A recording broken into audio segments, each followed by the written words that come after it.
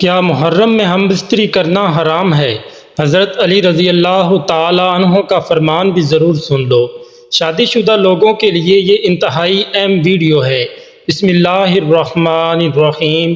محترم ناظرین، محرم الحرام کا مہینہ آ چکا ہے اور نبی اکرم صلی اللہ علیہ وسلم کے مختلف فرمان کے مطابق اس ماہ مبارک میں کیے جانے والے اعمال کا اجر بنسبت دوسرے مہینوں کے زیادہ ہوتا ہے۔ یہی وجہ ہے کہ نبی اکرم صلی اللہ علیہ وسلم نے اس مہینے میں روزے رکھنے کے بارے میں ارشاد فرمایا، رمضان المبارک کے بعد افضل ترین روزے اللہ تعالیٰ کے یہاں محرم الحرام کے روزے ہیں۔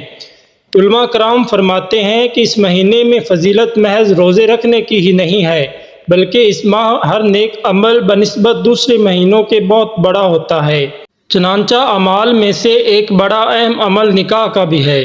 معاشرے میں ماہ محرم الحرام سے متعلق کچھ ایسا تصور اور رجحان عام ہو چکا ہے کہ اس مہینے میں نکاح نہیں کرنا چاہیے، حالانکہ شریعت میں ایسا کچھ نہیں ہے۔ محرم الحرام کے مہینے میں نکاح کرنے میں کوئی رکاوٹ نہیں۔ دوسرے مہینوں کی طرح اس ماہ مبارک میں بھی نکاح کرنا درست اور جائز ہے، بلکہ اس ماہ میں نکاح نہ کرنے کی رسم کو ختم کرنے کے لیے نکاح کرنا ثواب کا کام ہوگا۔ اگر اس ماہ مبارک میں شہادتوں کی وجہ سے اس کو غم اور سوگ کا مہینہ قرار دے کر نکاح سے اعتراض کیا جائے تو سال بھر میں کوئی مہینہ ایسا نہیں جس میں کسی عظیم شخصیت کی شہادت کا واقعہ پیش نہ آیا ہو، اور اس بنا پر تمام مہینوں میں نکاح سے اعتراض ناممکن بات ہے۔ اس لیے محرم الحرام میں بھی نکاح کرنا عام مہینوں کی طرح جائز ہے۔ ناظرین، محرم کے مہینے میں بیوی سے ہم بستری کرنے سے نکاح ٹوٹ جاتا ہے۔ محرم میں بیوی سے ہم بستری کرنا جائز ہے یا نہیں ہے، اس حوالے سے جان لیتے ہیں۔ ناظرین، 5 حالتیں ایسی ہیں جن میں ہم بستری کرنا حرام ہے۔ اب جب یہ 5 حالتیں بیان کی جائیں گی تو آپ کو محرم کے بارے میں بھی جواب مل جائے گا کہ محرم میں ہم بستری کرنا جائز ہے یا نہیں۔ نمبر 1، جب عورت حالت حیض میں ہو تو بیوی سے ہم بستری کرنا حرام ہے۔ حالت حیض یعنی جو عورت کے ہر ماہ کے مخصوص ایام ماہواری کے ہوتے ہیں، جن کی مدت 7 دن ہے اور زیادہ سے زیادہ 10 دن ہے، تو اس دوران ہم بستری کرنا حرام ہے۔ نمبر 2، جب عورت حالت نفاس میں ہو۔ نفاس اس خون کو کہتے ہیں جو بچہ پیدا ہونے کے بعد خون آتا ہے، جس کی مدت زیادہ سے زیادہ 40 دن ہے، اور جب خون ختم ہو جائے، رک جائے تو نفاس ختم ہو گیا۔ اس کے بعد ہم بستری ہو سکتی ہے، تو یعنی حالت نفاس میں ہم بستری کرنا حرام ہے۔ نمبر 3، روزے کی حالت میں ہم بستری کرنا حرام ہے۔ مرد عورت دونوں کے لیے، چاہے مرد روزے کی حالت میں ہو یا چاہے عورت روزے کی حالت میں ہو، تو ہم بستری کرنا حرام ہے۔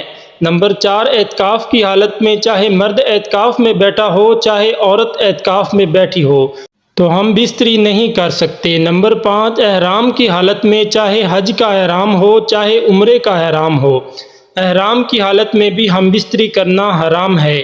ان 5 حالتوں کے علاوہ کوئی حالت ایسی نہیں ہے جس میں شرعاً ہم بستری کرنے کی ممانعت ہو، تو محرم میں ہم بستری کرنا بالکل جائز ہے، حلال ہے، حرام نہیں ہے، اور نہ ہی اس سے کوئی نکاح ٹوٹ جاتا ہے۔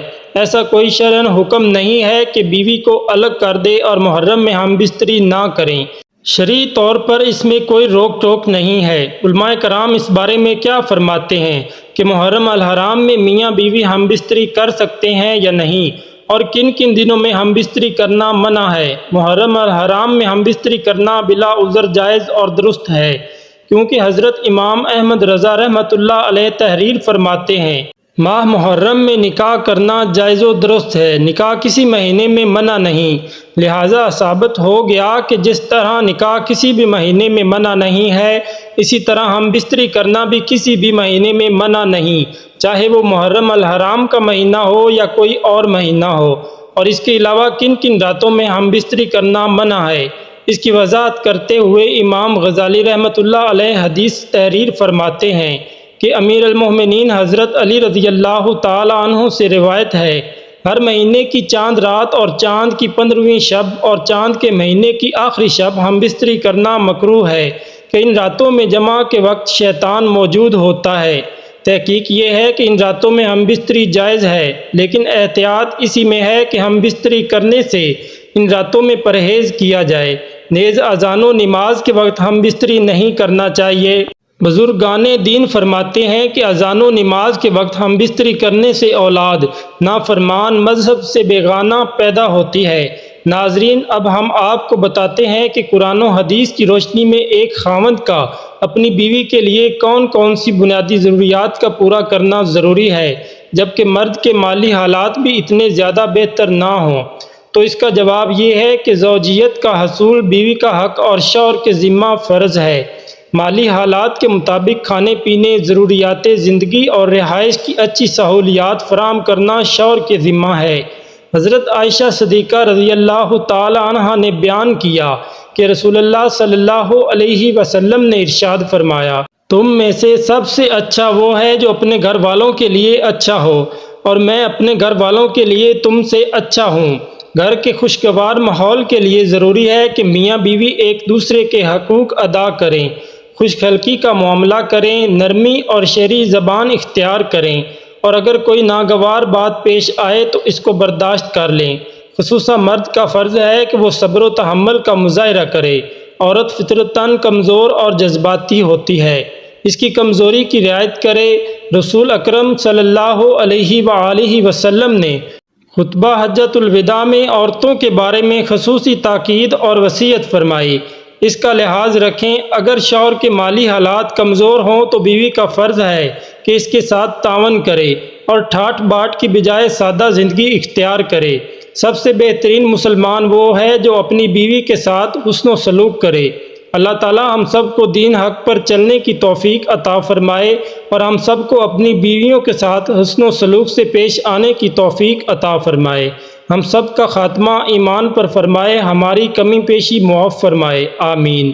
ناظرین، کمنٹ باکس میں اللہ تعالیٰ کے 99 ناموں میں سے ایک نام ضرور ٹائپ کر دیں، ویڈیو کو لائک کر دیں، شیئر کر دیں۔ جزاک اللہ۔